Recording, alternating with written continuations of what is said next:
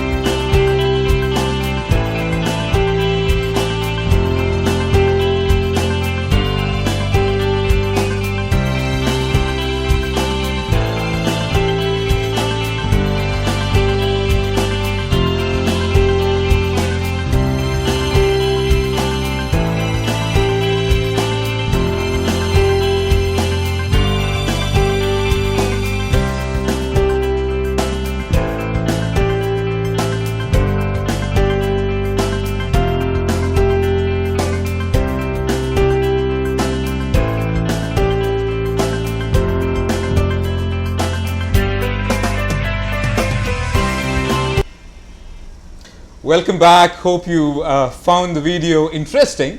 Well, I found it to be a little alarming as well. So we'll explore the facts documented in this video, and we'll ask our panelists questions about the same. It's now my privilege to introduce our esteemed guests for the day. I have with me Miss Usha Balachandran, who is the headmistress of our own English high school, Sharjah, which is probably one of the biggest schools for girls in this region. Ma'am, it's a pleasure to have you with us in the studio. It's my pleasure entirely. Thanks a lot for being with us, and I'm sure that you'll add a lot of value for this program. And we've got another familiar face with us in the studio, and that is Shalini Nair. Shalini is a grade 11 student of DPS Sharjah. She's been with us on My Teacher before. Shalini, welcome back, and thanks a lot for being in the show once again. Ma'am, for the benefit of our viewers, could you kindly introduce yourself in a little more detail? All right. I think as I was introduced, my name is Usha Balachandran. I've been in the field of education for almost 3 decades, and I've been associated with teenage children for a major part of my life. Though I did teach in college immediately after my post-graduation, I came back to school teaching, and if you're a teacher once, you're a teacher forever. Sure. So though I've reached into administrative areas, I still am basically a teacher. Okay, okay. Do you really teach in class now, No, ma'am? I don't. I don't. But you really want to, so. Yes, that urge and desire can never be taken away from me, I True, suppose. true. My teaching now may not be subject specific, Okay. but it is more of a value based interaction with my Exactly. students. From a teacher to a guru, I'm sure that was quite a transformative experience. Yes. I'm reminded of this book, ma'am, Moby Dick, Yes. in which the sailor decides to call it a day and he goes out to become a farmer. Right. But then his captain Skinner tells him, wherever you go, you'll hear the sea calling for you. Right. So I think wherever you go, you hear the blackboards and the chalk pieces and the Yes. students calling out to you. Yes. Yeah. I'm sure it's a wonderful experience. Shalini, could you introduce yourself in a little more detail? I'm Shalini Nair, a grade 11 student from Delhi Private School, Sharjah. Okay. And I am a Sheikh Hamdan awardee for the academic year 2013-14. And yeah, I guess I'm a Too many things to speak about, Yeah. Shalini, we're sure. I In all humility, as always. But Shalini, of course, she's a Sheikh Hamdan Award winner, and she happens to be the captain of the TT team as well. And you scored a perfect 10 GPA Yes. last time, yeah? So congrats. Thank you. And I'm sure you'll be an inspiration to all our young viewers out there. A very experienced teacher, 30 years, oh my God. And someone who's really doing well, sitting on the other side of the classroom. I'm sure we'll have a very meaningful discussion. Let me invite the viewers again. Please take a look at the web address given below.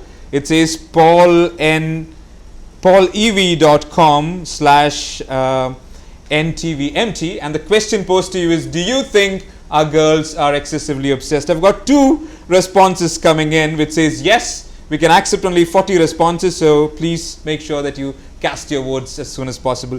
Ma'am, my first question is to Shalini. Sure. Okay, Shalini, if you watched that video, Yeah. it says 78% of teenagers, that's girls of your age, okay, are unhappy about their looks. And when we talk about looks, predominantly we're talking about the complexion and the weight. Yeah. 78% of children out there are feeling pretty uncomfortable, okay, about the way they look. 1 out of every 8 college girl has an eating disorder. Okay, this is validated findings from research which is conducted. 31% are withdrawing from social events, even events like debates. Some of them even interviews, because they're not comfortable showing themselves. What do you say, bad hair day or something like that, right? So Yeah, they bad talk about a hair, bad yeah. face day, and they say this particular anxiety is affecting even their grades, and some of them are even getting into depressions and similar issues. So this is the question to Shalini, who is representing all teenagers out here. Be frank. Do you and your friends, girls of your age, really discuss about this a lot? Is this really a big deal? Looks. I think 80% of the day, yes. 80% of the day, I okay. think more than talking about academics, which is much more important at the stage, like we're in 11th, which is more Okay. critical. Okay. I think I'm mostly discussing about how perhaps some of the clothes don't fit me, or I am not I'm eating too much suddenly, and all that unnecessary stuff. Okay. Of course, and it's not just me. I think many people, many girls from my from my age, are really obsessing on our looks, because I remember during summer we had this new trend in clothes called the crop top. Okay. And it was like it was not exact. It was a top where your lower abdomen would be shown. Okay. And that kind of top is not fit for someone who has a flabby stomach. Okay. And which is what you experience more during the exam time, because you're just sitting there studying and Okay. eating. Okay. And because of so then it was all girls. So we were all like, we should work out, we should go, for the summer I should wear this, I should wear the crop top, I should exercise and eat less food, and and it was all of that. So I really think it is a very crucial or important part of our life. And it's not just about being healthy, right? It's Yeah, about it's being about able to wear the latest crop crop top, is it? and you have to achieve that Okay. in any way possible. Oh, really? Okay. Yeah, so that would so, really, okay. sometimes that might even go to desperate amounts, is not eating your school lunch, or you come back home and you don't eat your lunch, or like that. Okay. And you skip breakfast. Research says that a lot of girls resort to crash diets. Yes. Okay, and that's not healthy. So basically, what you're saying is all those who managed to wear those crash tops. Wow, you looked at them and said, "Wow, is it?" That's amazing. One more question, just to add on to that. You said 80% of the time teenage girls talk about this, and definitely this is at the cost of something else. Talking about academics, Yes. talking about other things. Yes. Do you think this is affecting the performance in any way? A lot. I think it is affecting a lot because, first of all, you don't you sit to clear your doubts with your friends.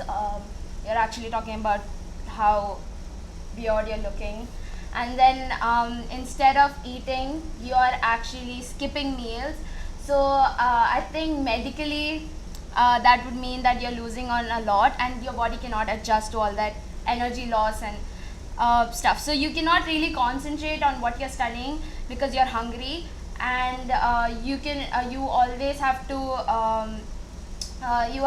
to skip. When you're skipping a lot, I mean, you cannot concentrate because your tummy is rumbling and you're saying, "I want food, I want food," and so yeah, I think it's really affecting your studies. Okay. In any way. Have you come across anybody, your classmate or your friends, who really made it a big deal to an extent that it affected her performance? Have you ever come across someone like that? A few actually. I've read stories of girls like that. Okay.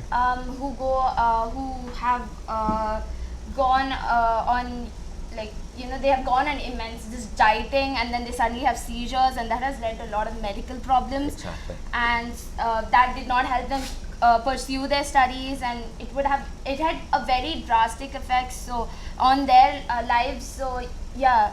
True. You've heard it directly from the horse's mouth. That's how we say it. And I've been getting these responses from the audience poll, and 100% of our viewers have responded, say that yes, our teenage girls are excessively obsessed with their looks. Let me bring ma'am into the picture. Ma'am, these girls are going through a very vulnerable phase in their lives. True. Emotionally, that is. Yeah. And it's a very important part of their lives as well. Now, as we know, this particular obsession, and I think we should use the word obsession, 80% of the time when you talk about something, it is an obsession. And that is affecting a lot of things. So the question to you, ma'am, is, you're a teacher, okay, and they spend a whole lot of time at school with you. What do you think teachers can do or schools can do to help them override this obsession? Teachers can do a lot, and teachers do a lot. Okay. And I want all your viewers to believe it. Okay. Because school is perhaps the only place Okay. where matters other than looks are celebrated, Okay. and opportunities are given to the students. For instance, be it debate, elocution, sports, drawing, True. 100% attendance, best conduct, so on and so forth. All receive certificates, medals, and what have you. So we try to reinforce good values in the students, and thereby we are sending the message to the students that look, we appreciate you for who you are. And I don't ever recall in my 30 years of teaching giving a student a certificate or a letter of appreciation saying, "Wow, you're good looking." The best looker of the year. Okay. Yeah, I'm the best looker of the True, year. True. So teachers definitely do a lot. Okay. But before that, I'm going to take a part of the question that you had addressed to Shalini, and Shalini did say that 80% of her time is devoted to discussion about looks and so on. I wonder who put these ideas into the minds of the children. True. So the children themselves don't come or are not born with a certain set of ideas and notions. It is essentially the society, the community, the media, the pharmaceutical companies, the plastic surgeons, True. what have you. They are the people who are giving great visibility to maybe crop top. What did you say was the Yes, tape? crop top, yeah. Crop top. I said crack top, I'm sorry. Crop top Okay. or size 0. Okay. Isn't it? True. So I think a little more responsibility from the media, from the relatives, from the family, which means the society at large, would help our children not to go in for these sort of crash diets and crash themselves down, but rather be more accepting of themselves. True. I think what ma'am says is schools really are playing a major part in making sure that our students do focus on all the significant aspects of their lives, and schools don't particularly focus on looks, as you said. Yes. But then the outer world, the environment is really influencing them in a wrong way. Don't you think schools should do something more, ma'am, than what you're regularly doing? Because this has really become an obsession. So, and since they spend a lot of time in school, under your wings, under your care, and they really look up to you. Correct. So don't you think you should go an extra mile in passing that message across? No, we are doing. As a matter of fact, cliched as it may sound, right now, the school that I'm coming from is on a no makeup campaign, because we do see the children do tend to wear kajal, for instance, a dash of lip gloss sometimes.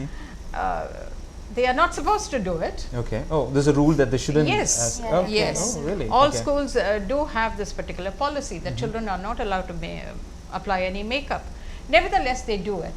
Or for instance, they may do it just before going home. Okay. Now, in the first place, I would like to ask the question: who helped them to purchase those cosmetics? True, isn't true. it?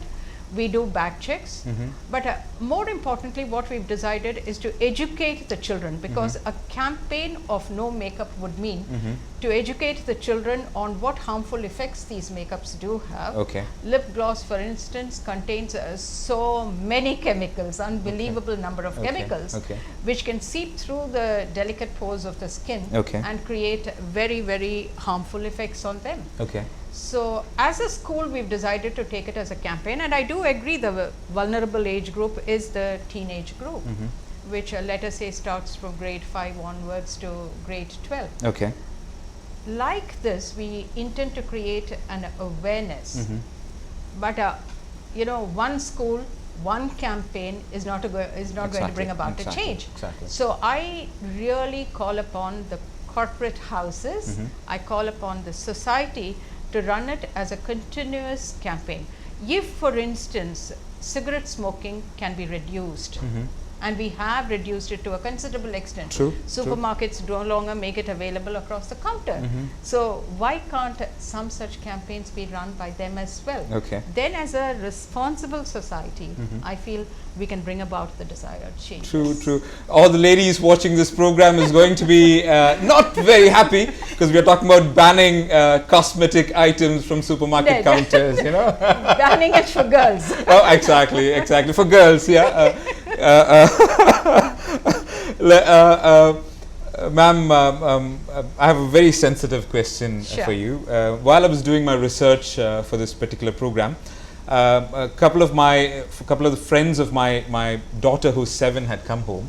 Okay, she's your student, so she's in grade 1, and what I did is I showed her a picture of a very tall, fair girl, hugging a shorter, darker girl. Okay, so there were 3 of them. So I showed them this picture and I asked them, Jahan and friends, who do you think is going to succeed from this, out of this duo? Who do you think is going to succeed? And all 3 of them, pat came the reply. All 3 of them said the taller and the fairer girl. Okay. And then I asked her, I wasn't surprised, but I was a little surprised about how abrupt the answer was. And then I asked them, why do you think the taller and the fairer one is going to succeed? So the other 2 kept quiet, but my daughter said, isn't it obvious? Because she's going to be very confident when she grows up, because she's beautiful. So it's really unfortunate that they believe that self-worth is linked so much to good looks, and they believe that succeeding in life is all about how fair and how tall you are, and not about determination and hard work. And when I asked her, I probed a little further and I asked her, where did you get this notion from? She said she saw an ad for a fairness cream in which a darker girl goes for a job interview and gets rejected, and then she applies this and then turns into a fairer self of herself, and she gets a job. Now, this is a very sensitive question, ma'am. How do you convince a girl who's a bit dark compared to her peers that success is not about looks? Because the society is telling her, her relatives are telling her that she doesn't quite match up. So how can you convince her? Right. I think the answer to most of the maladies of society is through education, education and education, and through demonstration. Now, if you take most of the toppers, they are picturized right from comic strips and magazines as very nerdy, very bespectacled, and sorry to use the word, not so good looking, because in my belief, beauty lies in the eyes of the beholder. So given that fact, almost all of us teachers look upon, when we look at a child, the physical attributes of the child don't really hit home at us. Okay. Just as you did a research, the moment the topic came to me, I did a research with my teachers. Because I was a little confused. Can it be so? Are our girls obsessing with their looks? Are the teachers really influenced by the looks of the child? So, in a very random sort of a way, as I walked down the corridors, I said, tell me, who's the most beautiful girl in your class? And I am delighted to tell you that more than 90% of my teachers said, oh, that girl who helps the other student from the bus, ma'am, she's so beautiful. Day after day she stands in the bus stand and she helps to bring home, bring to class that girl. Or another child is being appreciated about, oh, the way she draws, the way she sings. And then as the day progressed, one or two of them looked at me quizzically and asked, are you referring to the physical attributes by any chance? True. That really satisfied me. I did not give them a reply because I did not want to tell them for what purpose I was doing. I am more than convinced right now in this place that as far as teachers are concerned, it is as though they have a blind spot as far as looks are concerned. Believe me. They are celebrating the child for who she is, and I'm ready to challenge anyone because I've seen it in my 30 years of life. We appreciate the child for good handwriting, to good conduct, to being a good friend, being helpful and what not. So the right values are instilled in the child in almost all the schools.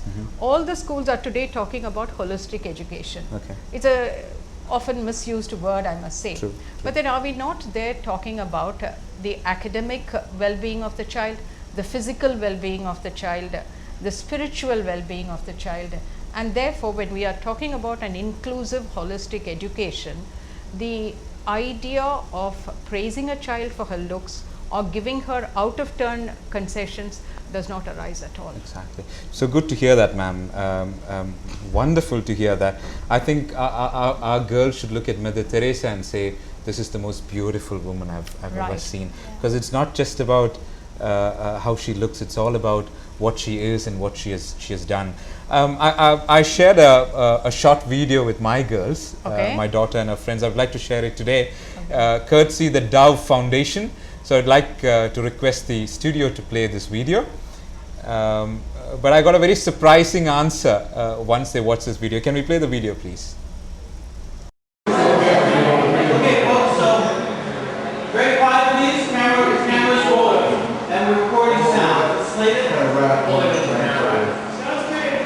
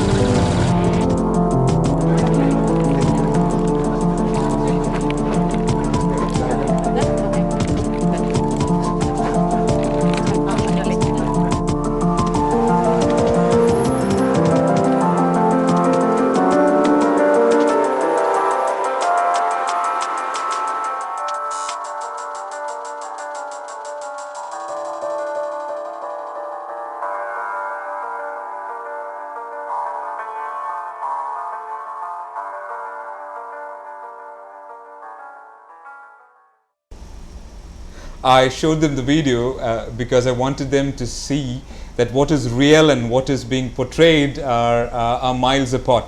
But the little ones looked at the video and said, watched the video and said, oh my God, can makeup do this? You know, so it didn't quite serve the purpose. Before we take a short break, I would like to invite you to visit the link once again, because we have posed another question to you. Who was responsible for creating this unhealthy obsession in girls? Parents, peer group, their friends, or the media?